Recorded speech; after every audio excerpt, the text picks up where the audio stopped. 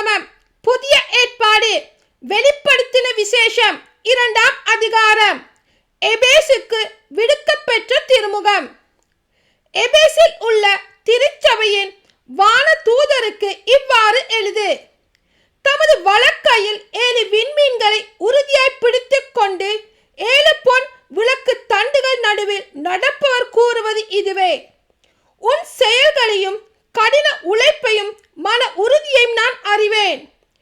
தீயவர்களை உன்னால் சகித்துக் கொள்ள முடியாது என்பதும், திரு தூதர்களாய் இல்லாதிருந்தும் தங்களை அவ்வாறு திரு தூதர்கள் என அழைத்துக் கொள்ளுகிறவர்களை நீ சோதித்து பார்த்து அவர்கள் பொய்யர்கள் என்று கண்டறிந்தாய் என்பதும் எனக்கு தெரியும்.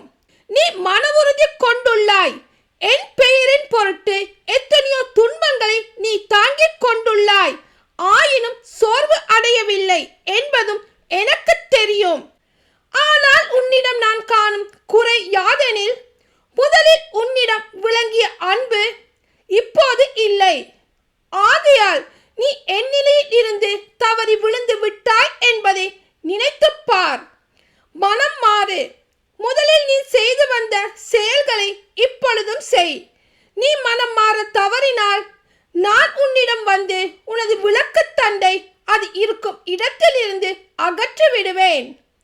இருப்பினும் உன்னிடம் நல்லது ஒன்றும் உண்டு.